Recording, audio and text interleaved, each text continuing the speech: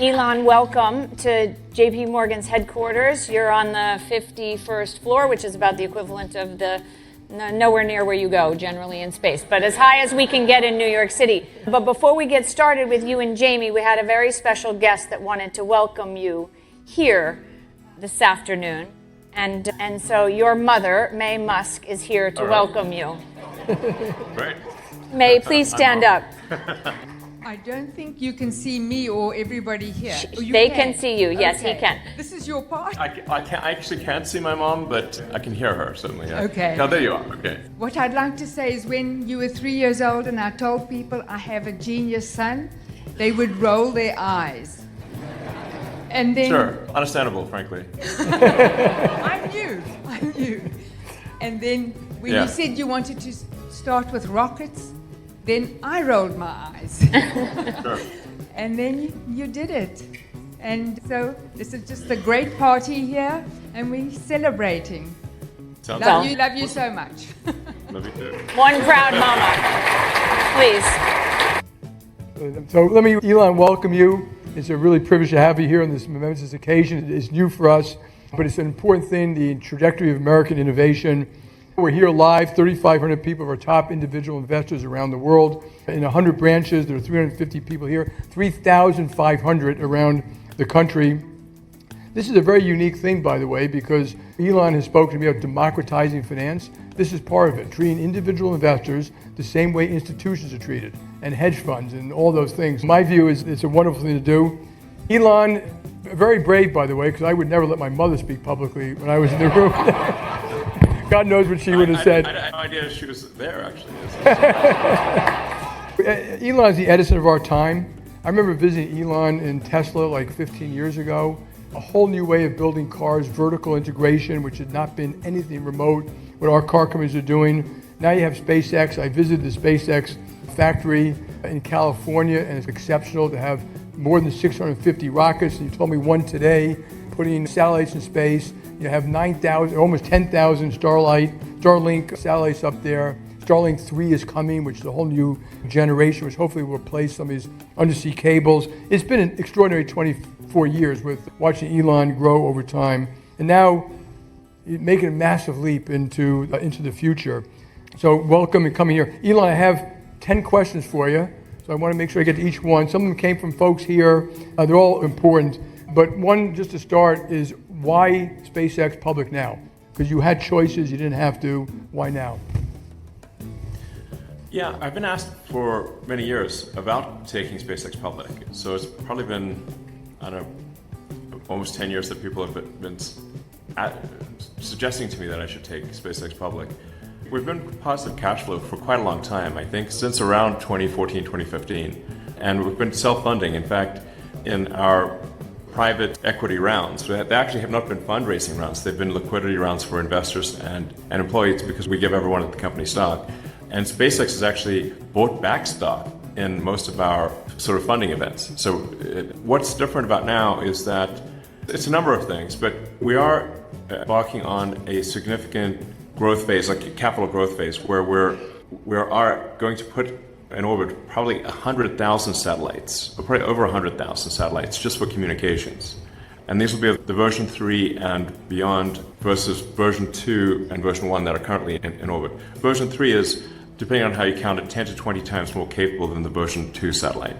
And there were 3 chips that the SpaceX chip design team taped out that are specific to this, that are far beyond state of the art, which means it's 100 times more bandwidth than the SpaceX Starlink system currently offers, and also half the latency because the altitude will be about half the altitude.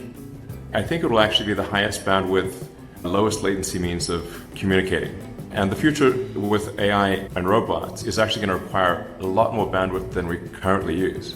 Because you can imagine, what's the bandwidth of a human? Its peak bandwidth of a human is a few hundred bits per second, but bandwidth of a computer can be a trillion bits a second. So the appetite for bandwidth of AI and robots is going to be enormous. And then we're also doing the AI data centers in space, which is another massive capital endeavor. But I think it'll be the primary means by which AI can be expanded. It's increasingly difficult to build power plants on the ground. there are very few people who want a power plant in their backyard. So if we wanted to, say, double the electricity usage of the United States, which is on average about 500 gigawatts, we would have to build about twice as many power plants, which I don't think most communities are not super excited about that. But actually, if we go to space, we can go far beyond the electricity generation of Earth. In fact, this is going to sound crazy, but you could actually increase harnessed energy by a factor of 1,000,000 and still be using much less than 1,000,000th of the sun's energy. So current human civilization uses much less than 1/1,000,000th of the sun's energy output.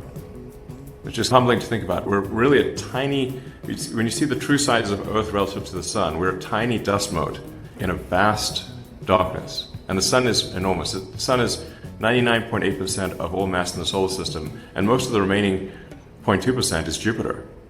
Sometimes people ask me, I'm maybe going a little wide-ranging in this answer, but because they just asked me why are you being public now? I'm like talking about the sun's power output. I'm like, a bit of a long-winded answer. If I was an AI, you might tell me to, okay. But also, but it is important. Some of these things are important because people sometimes wonder what's the future of energy generation. And I can say that it is absolutely solar power, or maybe a better word for solar power is star power. It's the power of a star. And the crazy thing is that burnt all mass in the solar system that was not the sun. The amount of energy produced by the sun would still round up to 100%, because the sun is 99.8% of the mass of the solar system. Even if you somehow teleported 2 more Jupiters from another solar system and burnt them too, the sun would round up to 100%. So it's very much the sun. And you can scale to 1,000,000 times Earth's economy in space in terms of harnessed power, which is a good proxy for economic output, and still be much less than 1,000,000th of the sun's energy, which is humbling, really, to think about how tiny we are. And this is just one star among many. So I guess the TL, it would be, we're embarking on a massive new growth phase, and we need capital for that. Okay, number two. Another thing is the revenue, I also feel pretty good about the revenue projections. I mean, like before, revenue was a little unstable, but now I feel like the revenue's much more predictable. Yeah. I always learn listening to you, I guarantee you. So, people hear about multi-planetary species, travel to space, one of the most exciting ideas in human history. Can you explain the bridge that you speak about? I've heard you talk about from the Earth to the Moon to Mars. Yeah, so you don't necessarily have to go through the moon to get to Mars. I just think that we can build a self-growing city on the moon faster than we could do so on Mars. And there's also the potential, if you say you want to scale far beyond what you can do from Earth, is that because the moon has no atmosphere and about 1/6 Earth's gravity, you can use an electromagnetic accelerator, a railgun or mass driver. Basically, you don't need to use rockets to do AI data centers into deep space from the moon. You can literally just shoot them like a railgun type of thing. And you can manufacture the solar and the radiators, solar power and radiators on the moon from moon materials. That would allow scaling potentially to beyond 1,000 terawatts a year, which is a truly staggering number. I think we can do probably somewhere around 1 terawatt per year of AI space compute from Earth, but we can do 1,000 terawatts or more from the moon. And like I said, we can also make a moon base. And I think it would be pretty cool if you could vacation on the moon. Yeah, that would be the most epic vacation. Not everybody wants to go to the moon, but I think a lot of people do. I think it would be pretty amazing to obviously, provided you could do so safely and come back safely and everything. But I think that will be possible in the future. And then Mars is another step beyond that. Mars is a whole planet, and with gravity much closer to that of Earth's, and it has an atmosphere, albeit it's an atmosphere. And if you warm up Mars, you could one day make Mars like Earth, meaning with liquid oceans and life, and where you could walk outside without a spacesuit type of thing. So Mars I call Mars a fixer-upper of a planet, but it's got a lot of potential. Let me go to number 3, but I never ever thought you'd be in the hospitality business. Yeah, absolutely. We should have moon hotels, don't you think? Yeah. hotels. Like it could be other. Actually, you think of us more like we're kind of like the Union Pacific. When they built the Union Pacific back in the day, people thought they were crazy because, like, why are you trying to carry all this cargo and people to California? No one's there. But now California is the biggest state in the country. yeah. Not for long, but yeah. Yeah, no. Admittedly, it's self-defeating. Yeah. Yes. So Starship, you built it, unbelievable ship. I think it's already had 12 flights, I read. But obviously, technically, it's just hard to do. What are some of the breakthroughs you had that people should know about that they don't know about? Our webcasts are very good, so I recommend anyone who wants, if they want to learn about Starship, the SpaceX website or any of the Starship live casts are a great way to learn about it. But the fundamental breakthrough of Starship is that it will be the first orbital rocket that is fully reusable. So this might sound like an obvious thing, but because in every other mode of transport, whether that's aircraft, cars, bicycles, horses, you name it, ships, these are all, we take it for granted that they are reusable. An aircraft journey would be very expensive if you had to throw the plane away every time. And that's how rockets have been in the past. But it's very difficult from a technology standpoint to achieve full reusability for a rocket. We've got part of the way there with Falcon 9, but we'll get all the way there with Starship. And once you achieve full reusability, then it's simply a cost. It's simply the cost of access to orbit is just the cost of propellant, because now you can reuse all aspects of the vehicle. And the propellant we used for Starship is liquid oxygen and liquid methane, which is the cheapest propellant you could possibly get. We can just literally get oxygen from the air and methane from natural gas. So the cost of propellant for Starship will be less than the cost of jet aviation fuel, which means that you should be able to actually send cargo to space for less than the cost of cargo on an airplane going on a transoceanic trip. Really well. Starlink, another thing that has been amazing, global communications. We already mentioned Ukraine. You had mentioned to me that V3 would maybe be able to replace some of these cyber cables, which, by the way, is a huge security risk for all of us because several have already been cut in the Baltic Sea. So what's the next view for Starlink, both V3 and maybe V4? Yeah, so the V3 satellite is a giant, and you can look it up on the internet. As I said, it's 10 to 20 times more capable than V2. It's a very big satellite. In fact, it can only be launched on Starship. It's too big to be launched on any other rocket on Earth. So Starship has a 30-foot diameter cargo bay. And the V3 satellites are, they're about 7 meters, so about 22, 23 feet wide. So very big, like the size of a small bus, essentially. And there's a bunch of technical details about, we have much bigger phased array antennas, we've got more ground links, we've got more of our satellites communicate with each other with lasers that we developed and manufacture. So it's got a lot more lasers and more advanced lasers. It's also got W band and E band. These are technical details, but it's got a lot of, it's like a crazy orbiting radio station. Doesn't Starship do 12 of them or 15 at once? It should be able to do 50. 50. Yeah, because Starship V3 is aiming to do 100 tons to orbit with full reusability. And then Starship V4, we're aiming for over 200 tons per mission. And then being able to launch every hour. Next one, data centers in space. You've been talking about that. Other people have mentioned it, but obviously it has different technical capabilities. It's colder up there, it's less vibration, but you also got to get the data back to the Earth by some method. I think you mentioned to me lasers in good weather and bad. And so how hard is it to do now that you've looked at it for a while? We don't think this is a particularly difficult thing to do. In fact, we think it's easier than our communication satellites.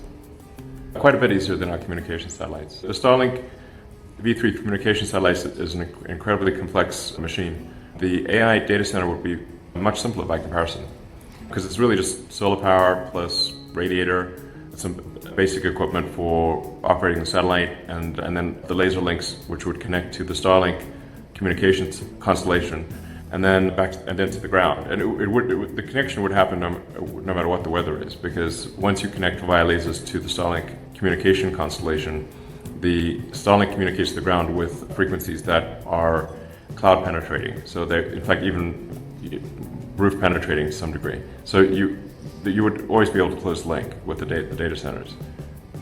Excellent. Talking about America, one of the big things here, we've been talking about the re-industrialization of America for a long time, bringing back advanced manufacturing, and now you're talking about building the terafab, building chip fabs in New York. What compelled you to do that now with all the other things you're working on? We try to, so what's the limiting factor? And the limiting factor, what we see as the limiting factor is being able to make chips, both logic, memory, and packaging. It's worth noting that there's not a single high-volume computer memory fab in America right now, 0. There's one being built in Idaho by Micron, but that will not reach volume production until, I believe, 2028. And there's some being built in New York, but they are, I think, 29 and 30. And this is a tiny fraction of the memory that's needed. And in fact, even if you take the best case assumptions of the memory makers and the logic makers, it is not enough to meet the demand that is anticipated, which is why you're seeing stocks of Micron go to, I think, 1.2 trillion, or some quite high number. So there's just clearly a need for AI logic, memory, and packaging, AI computers essentially, that is far beyond what even the best case assumptions of the existing fabricators can do. And that's why we need to do the terafab. Yeah, it seems like essential, otherwise there will not be enough chips. So I'm going to do one more on some of the stuff you're building and then a little bit more on other issues. AI strategy, you've also took Grok inside into SpaceX. How does that fit into this platform you're building? So we do intend with the SpaceX AI satellites to allow people to put whatever GPU or TPU they want. So if NVIDIA GPUs can be put on it, Google TPUs can be put on it, Amazon Trainiums, or any other chips that people want to put on can be put on. We will also offer our chips in the future, and I think we also want to offer our software, our AI software as well in the future. But it will be such that you can run anyone's AI on hardware or software on the Tesla AI satellite, SpaceX AI satellites. Yeah. So the next three are completely different. I'm going to mention each one. I'll ask you each one, but one's about his view of patriotism, his service to this country. One's about culture and bench. How do you actually build these wonderful companies? Because a lot of people here have those issues. And then kind of leadership. And I have a very specific question about that. But first I'll start with patriotism. You've served this country. I know you're a patriot. We've spoken about it. How do you view your role of being an American patriot and helping the United States? Yeah, I'm incredibly pro-American. So, and frankly, always have been. So, yeah, so SpaceX does do a lot of work for what used to be called the Department of Defense, the Department of War these days. We have a division called Starship, which provides military communications, and there's some other stuff that's kind of classified. Can't talk about that, but we are helping the Department of War and Intel, part of the government. We're a vital element of that. So, yeah, I'm just super pro-America. Always have been. Thank you. Culture bench. Brett, we've been with you for 15, 20 years. I know you've built a huge bench in SpaceX. How do you keep it going? What's important to you? How do you make sure you keep the best talent? Yeah, Gwyn was, I think, around the 7th person to join the company, and that was 2002. So it's been like 24 years. And generally, the senior executives at the company have a very long tenure.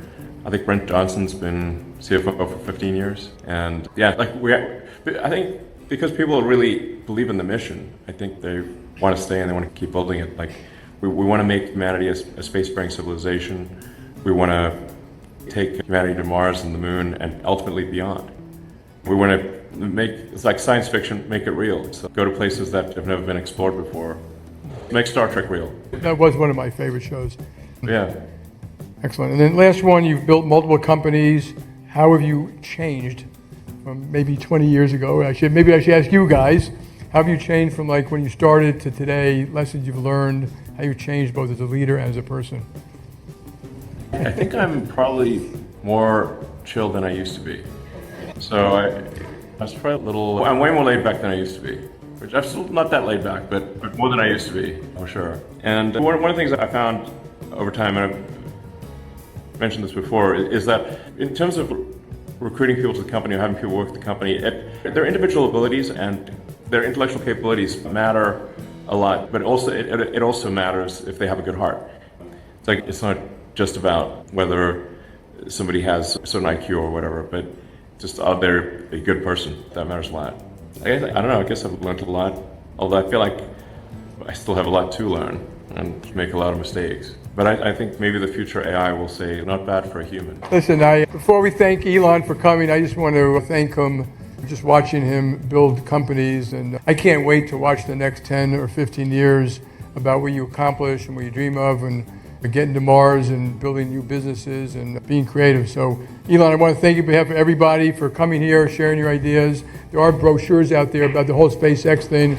But Elon, thank you. Thank you. Thanks for having me.